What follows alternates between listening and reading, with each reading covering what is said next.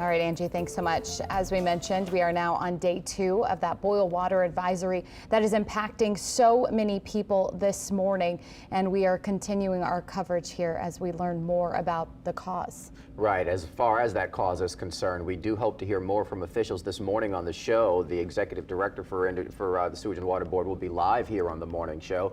But right now, let's walk you through what we know or what they are saying about what happened. Our Leah McNeil is live to break us all down with what to expect this morning. And also, Leah, they say that they're going to have that water advisory lifted by this afternoon. Are they still on track for that? Yeah, the last update from the Sewage and Water Board, they say that is the goal by this afternoon. They hope to have tested all 90 samples all the way from New Orleans East to parts of Algiers. With everything, if that does come back with the green light, then they will go ahead and lift that advisory. But regardless, be sure to stay connected with us because things could change. But Thursday afternoon is the goal. But we do know that allegedly this whole thing started with a Mylar balloon hitting a power line. When we say Mylar balloon, we're just talking about the ones that are typically used in those balloon releases that we see or even at birthday parties. It actually hit a line about less than a mile from where I am right now here at the Carrollton plant that actually caused that power to go offline.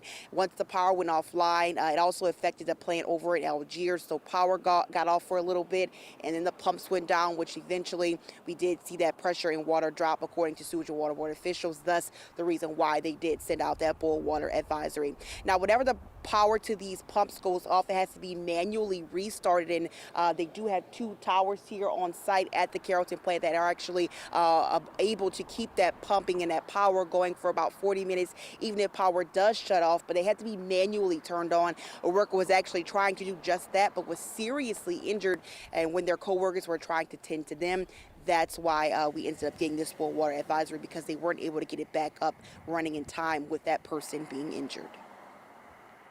The 2 towers did their job. They gave us the 40 minutes. They maintained the pressure in the system, but the 40 minutes had lapsed and we needed another 10 more minutes to restore all pumping that we needed and restore the pressure.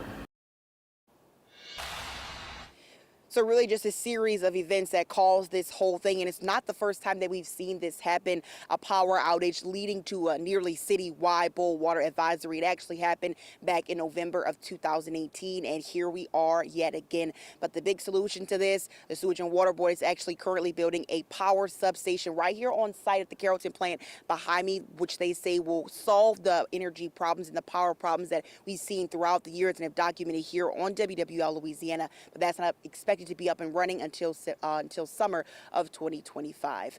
Reporting live, Leah McNeil, WWL Louisiana.